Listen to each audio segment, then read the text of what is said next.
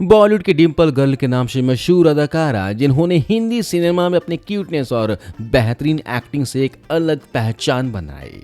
90 से लेकर 2000 के दशक में सिल्वर स्क्रीन पर राज करने वाली इस एक्ट्रेस ने कॉमेडी से लेकर सीरियस किरदार को बेहद ही ईमानदारी से निभाया। उस दौर में सबके दिलों में बसने वाली इस खूबसूरत मासूम हीरोइन के साथ ऐसा क्या हुआ कि इन्होंने आईपीएल के अपने को ऑनर और बिजनेस पार्टनर पर ही छेड़छाड़, सिगरेट से जलाने और रूम में बंद करने के आरोप लगाए और इन दोनों के बीच का प्यार और धोखे की कहानी कोर्ट तक जा पहुंची।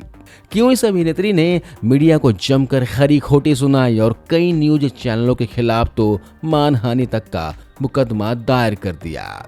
क्यों जाने माने डायरेक्टर शेखर कपूर की पत्नी सुचित्रा कृष्णमूर्ति ने मीडिया में आकर इस अभिनेत्री को अपने तलाक के लिए जिम्मेदार बताया।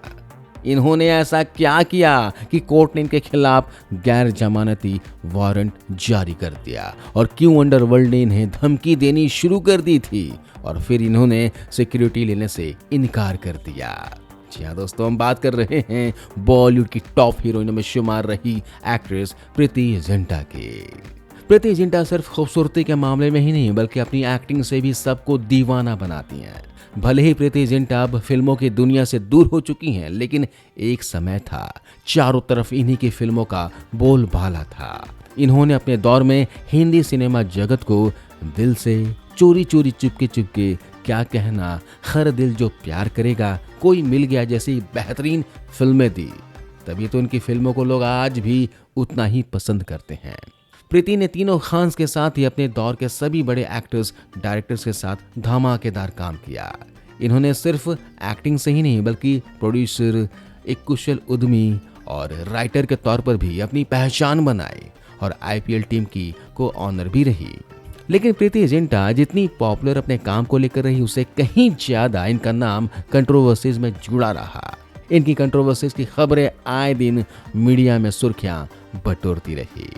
आज इस वीडियो में हम उनसे जुड़े सारे विवादों की विस्तार से चर्चा करेंगे, जानेंगे प्रीति जिंटा की शुरू से लेकर अब तक की कहानी।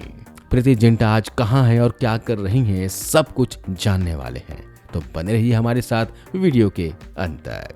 पहले जानते हैं प्रीति जिंटा के शुरुआती जीवन के बारे में, कैसे इनका फिल्मों में आना हुआ और क्या था इनका फैमिली बैकग्राउंड। दोस्तों, प्रीति जिंटा का जन्म 31 जनवरी 1975 को शिमला, हिमाचल प्रदेश में हुआ था। इनके पिता दुर्गानंद जिंटा और इनकी मां नीलप्रभा थी। इनके पिता इंडियन आर्मी में ऑफिसर थे। इनके दो भाई हैं, दीपांकर और मनीष जिंटा। जब वो मात्र 13 वर्ष की थी तभी इनके पिता की दुर्घटना में मृत्यु हो गई थी और इनकी मां को गंभीर चोटें आई थी, जिसके चलते वो 2 वर्षों तक बिस्तर पर ही रहीं। इस हादसे से इनका लाइफ पूरी तरह से बदल गया। प्रीति और इनके भाइयों के लिए ये दौर काफी मुश्किलों से भरा रहा। प्रीति की शुरुआती पढ़ाई शिमला के convent of Jesus and Mary boarding school से हुई। आगे इन्होंने ही शिमला के ही कॉलेज से इंग्लिश ऑनर्स और फिर क्रिमिनल साइकोलॉजी में पोस्ट ग्रेजुएशन पूरा किया। इन्हें विलियम शेक्सपियर के लिटरेचर में काफी इंटरेस्ट था। प्रीति एक अच्छी स्टूडेंट थी और बास्केटबॉल की काबिल प्लेयर भी थी। साथ ही कुछ और स्पोर्ट्स में भी ये बढ़ चढ़कर हिस्सा लेती थी। बाद में आगे की पढ़ाई के लिए मुंबई आ गई, तो यहाँ कुछ दोस्तों के संपर्क में आकर 1-2 मॉडलिंग असाइनमेंट कर डाले। लेकिन तब इनका मासूम पहाड़ी फ्रेश चेहरा कुछ एड फिल्म मेकर को पसंद आ गया और इन्हें कुछ बड़े प्रोजेक्ट के एड मिल गए। इसमें प्रीति जिंटा का पहला टीवी एड था पर्क चॉकलेट का। इसी एड के जरिए चर्चा में आई प्रीति को 1996 में एक पार्टी के दौरान उनकी मुलाकात उस दौर के फेमस डायरेक्टर शेखर कपूर से हुई और इन्होंने उन्हें ऑडिशन के लिए बुलाया। इसी दौरान प्रीति ने कई और एड फिल्मों में भी काम किया, जिनमें लिटिल सोप, रूप मंत्रा, सूर्या फैन और फेना सुपर वॉश जैसे एड्स शामिल थे। तभी 97 में शेखर कपूर ने प्रीति को अपनी फिल्म तारा रंपम में लॉन्च करने का ऑफर दिया और इसकी जोरों शोरों से तैयारी शुरू हुई। ऋतिक रोशन इस फिल्म के हीरो थे, लेकिन किसी वजह से ये फिल्म बन नहीं पाई। इसके बाद शेखर कपूर ने इन्हें निर्देशक मणिरत्नम की 98 में आई फिल्म दिल से के लिए सिफारिश की, जो कि एक आतंकवादी गुट के बारे में एक रोमांटिक थ्रिलर थी। इस फिल्म में उनका रोल केवल 20 मिनट का ही था। इस फिल्म में लीड रोल में शाहरुख खान और मनीषा कोइराला थे। बावजूद इसके प्रीति जिंटा लोगों का ध्यान अपनी ओर आकर्षित करने में सफल रही। इसमें इन्होंने अपने संजीदा अभिनय से दर्शकों को कायल बना लिया और इस फिल्म में बेहतरीन अभिनय के लिए प्रीति को film fair award for best female debut से नवाजा गया। इसके बाद इसी साल लीड एक्ट्रेस के तौर पर प्रीति की एक और फिल्म आई, सोल्जर, जिसमें इनके अपोजिट बॉबी देओल नजर आए। ये एक एक्शन थ्रिलर फिल्म थी जो उस साल की सुपर हिट फिल्म साबित हुई और खासकर इसके गाने लोगों की जुबान पर चढ़ गए।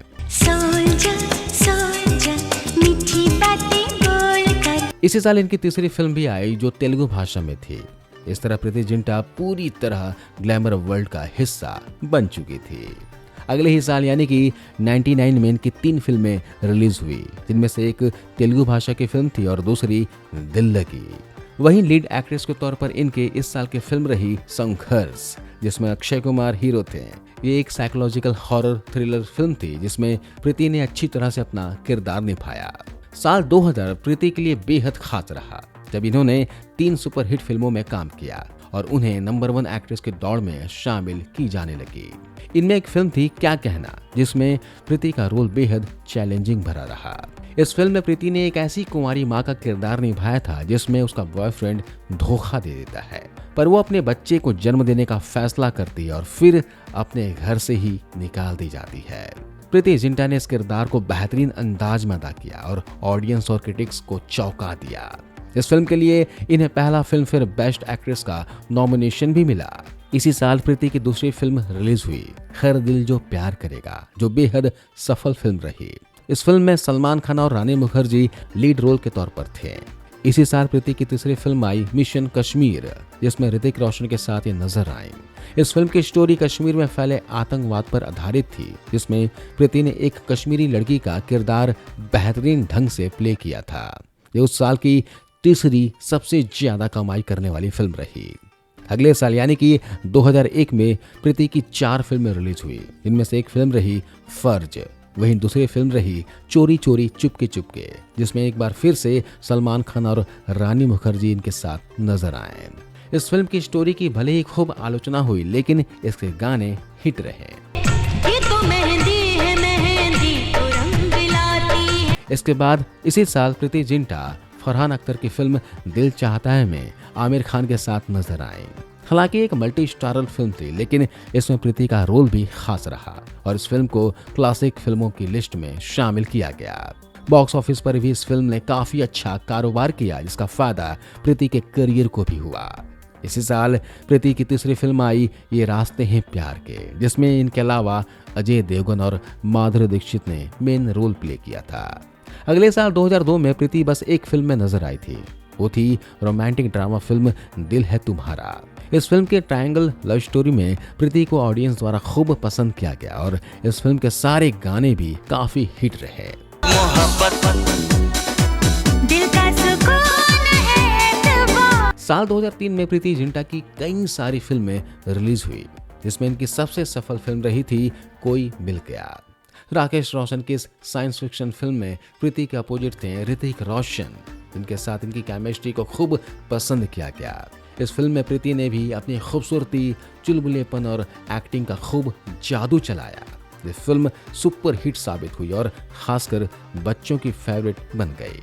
साल 2003 में ही प्रीति जिंटा की एक और फिल्म पर्दे पर आई, कल हो ना हो, जिसमें शाहरुख खान और सैफ अली खान इनके साथ थे, जो एक इमोशनल लव ट्रायंगल स्टोरी थी, जिसमें प्रीति ने काफी संजीदगी के साथ अपना किरदार निभाया और इसके लिए फिल्म फेयर बेस्ट एक्ट्रेस का अवार्ड भी अपने नाम किया। इसके बाद दोस्तों 2004 में भी प्रीति की 3 फिल्में आई। इनमें से एक थी ऋतिक रोशन के साथ लक्ष्य, सलमान खान के साथ दिल ने जिसे अपना कहा, शाहरुख खान के साथ वीर ज़ारा, और इनमें से वीर ज़ारा इनके करियर की अब तक की बेहतरीन फिल्म साबित हुई। इस कल्ट क्लासिक फिल्म में प्रीति जिंटा ने एक यंग लड़की और एक बुजुर्ग महिला का किरदार एक साथ निभाया और अपनी गजब की एक्टिंग से ऑडियंस को अपना दीवाना बना लिया।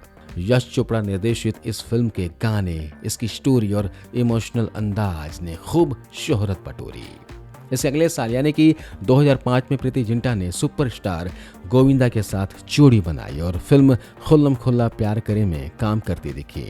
2005 की इनकी दूसरी फिल्म रही सलाम नमस्ते, जिसमें सैफ अली खान के साथ ये दिखाई दी।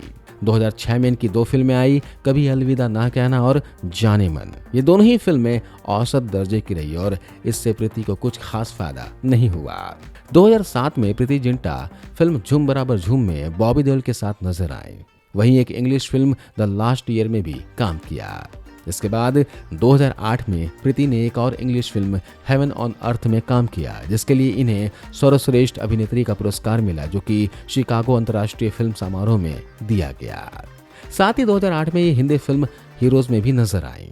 फिर एक लंबे गैप के बाद प्रीति जिंटा साल 2013 में फिल्म इश्क इन पेरिस में काम करती दिखी, जिसके राइटर और प्रोड्यूसर भी ये खुद ही थी। वहीं साल 2014 की फिल्म हैप्पी एंडिंग में कैमियो करती नजर आई। इसके अलावा साल 2018 में ये 2 फिल्मों में कैमियो करती दिखी। ये फिल्म थी वेलकम टू न्यूयॉर्क और भैया जी सुपर हिट। इसके अलावा प्रीति साल 2015 में नच बलिए सीजन 7 की जज के तौर पर शिरकत करती नजर आई। हाल की बात करें तो साल 2020 में ये फ्रेश ऑफ के एक एपिसोड में खास किरदार में दिखी। तो वहीं साल 2023 में आई web series the night manager की प्रोड्यूसर रही। कह सकते हैं कि साल 2008-9 के बाद प्रीति जिंटा को काफी कम फिल्में मिल रही थी, तो इसी बीच इनकी निजी जिंदगी में भी बहुत कुछ चल रहा था, जिसका असर इनकी प्रोफेशनल लाइफ पर भी पड़ रहा था। तो वहीं इस दौर में इंडस्ट्री में प्रियंका चोपड़ा, कटरीना कैफ, करीना कपूर जैसी अभिनेत्रियों ने एंट्री मारी थी, जिस वजह से पुरानी हो चुकी अभिनेत्रियों को लीड रोल मिलने कम हो गए थे। लेकिन अपने लगभग 10 साल के फिल्मी करियर में प्रीति ने कई ऐसे रोल्स निभाए जिन्हें निभाने से पहले शायद कोई और अभिनेत्री कई बार सोचती। चलिए दोस्तों, बात करते हैं प्रीति जिंटा से जुड़े कुछ बड़े विवादों के बारे में। प्रीति और इनके ex boyfriend businessman Ness Wadia का विवाद इनके लिए सबसे बड़े विवादों में से एक माना जाता है। दरअसल साल 2014 में प्रीति ने नेस वाडिया पर आरोप लगाए कि इन्होंने आईपीएल मैच के दौरान इनके साथ दुर्व्यवहार किया, धमकी दी और सिगरेट से जलाया, साथ ही रूम में बंद कर दिया। इस खबर से बॉलीवुड इंडस्ट्री में जैसे कोहराम सा मच गया, क्योंकि कुछ दिनों पहले तक ये दोनों रिलेशनशिप में थे और हर पार्टी गैदरिंग में जोड़ी साथ नजर आता था। पता चला कि कुछ दिनों पहले एक पार्टी के दौरान नेस वाडिया ने इन पर हाथ उठा दिया था, जिसके बाद इन दोनों का रिश्ता टूट गया। हालांकि ये दोनों आईपीएल किंग्स 11 पंजाब के को ऑनर थे और अभी इनका बिजनेस भी साथ में ही चल रहा था। तभी एक घटना घटी और मामला कोर्ट तक जा पहुंचा। 4 साल लंबे अंतराल के बाद आखिरकार नेस वाडिया के खिलाफ चार्जशीट दायर की गई। लेकिन लंबे चले इस विवाद के बाद आखिरकार नेस वाडिया ने प्रीति जिंटा से माफी मांग ली और इस तरह से यह मामला शांत हो गया। इसी तरह सलमान खान को लेकर भी प्रीति जिंटा को एक बड़ी कंट्रोवर्सी झेलनी पड़ी थी। दरअसल मीडिया में एक ऑडियो टेप लीक हुआ था, जिसमें ऐश्वर्या राय और सलमान खान के बीच 4 घंटे की चैट थी। इसमें फिल्म चोरी चोरी चुपके चुपके की शूटिंग के दौरान सलमान खान द्वारा प्रीति के साथ रात गुजारने की बात कबूली गई थी।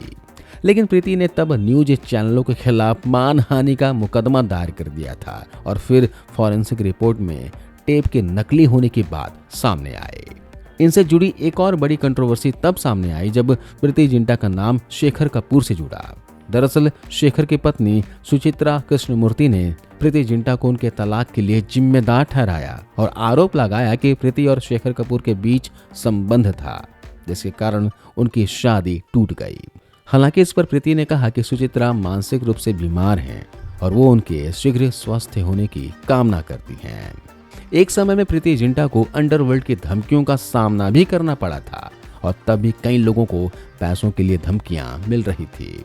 लेकिन जब कोर्ट में गवाही देने की बारी आई तो सभी फिल्मी हस्तियां डर के मारे पीछे हट गई और इस पर बयान देने से मना कर दिया। तब भी प्रीति ने बयान दर्ज करवाया और अंडरवर्ल्ड को सीधे सीधे चैलेंज किया। इन्होंने सिक्योरिटी तक लेने से मना कर दिया, लेकिन महाराष्ट्र सरकार ने फिर भी जबरदस्ती सुरक्षा गार्ड दिए। प्रीति जिंटा से जुड़े अगले विवाद की बात करें तो इनके खिलाफ गैर जमानती वारंट का एक मामला था। दरअसल साल 2013 की फिल्म इश्क एंड पेरिस के डायलॉग राइटर अब्बास टायरवाला ने प्रीति जिंटा के खिलाफ अदालत में मामला दायर करा दिया कि प्रोड्यूसर प्रीति जिंटा के द्वारा दिया गया 18 लाख रुपए का चेक बाउंस हो गया। तब प्रीति कोर्ट में पेश नहीं हो पाई थी और ऐसे में उनके खिलाफ गैर जमानती वारंट जारी हो गया था। हालांकि इसके बाद ये मामला सुलझ गया। इसी तरह एक बार आईपीएल मैच के दौरान प्रीति जिंटा की वीरेंद्र सहवाग के साथ एक तस्वीर सामने आई जब राजस्थान रॉयल्स के खिलाफ एक अहम मुकाबले में पंजाब की टीम हार गई और टीम के को ऑनर प्रीति जिंटा को टीम मेंटर वीरेंद्र सहवाग से मैदान पर ही रफ अंदाज में बात करते देखा गया। हालांकि बाद में दोनों ने ही इस खबर का खंडन कर दिया था। इसी साल 2016 में प्रीति पर आरोप लगा कि इन्होंने टीम के कोच संजय बांगर को प्लेयर्स और स्पोर्ट्स स्टाफ के सामने अपशब्द कहे। हालांकि इसमें कितनी सच्चाई थी कहना मुश्किल है।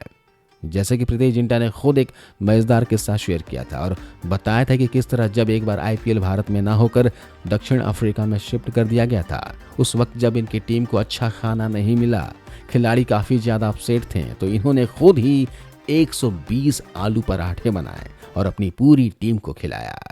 दोस्तों, ये थे प्रीति जिंटा से जुड़े विवाद। आइए बात करते हैं उनके उन सच्चाइयों के बारे में जिसके बारे में शायद ही आपको पता होगा। ग्लैमर इंडस्ट्री के अलावा प्रीति एक सोशल वर्कर के तौर पर भी जानी जाती रही हैं। इन्होंने साल 2009 में ऋषिकेश की एक अनाथ आश्रम की 34 लड़कियों को गोद लिया था, जिसका खर्च अभी भी यही उठाती हैं। प्रीति जिंटा हिमाचल प्रदेश की ब्रांड एम्बेसडर भी रही हैं और पहाड़ी कल्चर को प्रमोट करती हैं। प्रीति जिंटा की शादी की बात करें तो 28 फरवरी 2016 को इन्होंने गेन गुड इनफ के साथ शादी के बंधन में बंधी। अमेरिका के लॉस एंजलिस के एक निजी समारोह में ये शादी हिंदू रीति रिवाज से की गई थी। बता दें कि इनके पति गुड इनफ एक अमेरिकी हाइड्रो इलेक्ट्रिक कंपनी में सीनियर वाइस प्रेसिडेंट हैं। प्रीति के जुड़वा बच्चे हैं जो कि सरोगेसी के जरिए पैदा हुए थे। बेटा जय जिंटा गुड इनफ और बेटी जिया जिंटा गुड इनफ। 48 साल की हो चुकी प्रीति अपने पति और जुड़वा बच्चों के साथ अमेरिका में ही रहती हैं और भारत भी आती जाती रहती हैं। प्रीति करीब 250 करोड़ रुपए की संपत्ति की मालकिन है और अमेरिका में अपने आलीशान बंगले में रहती हैं। इसकी तस्वीरें प्रीति सोशल मीडिया पर फैंस के साथ शेयर भी करती रहती हैं। तो दोस्तों, यह है प्रीति जिंटा की अब तक की कहानी। आपको यह वीडियो कैसा लगा कमेंट करके जरूर बताएं। मिलता हूं अगले वीडियो में। जय हिंद।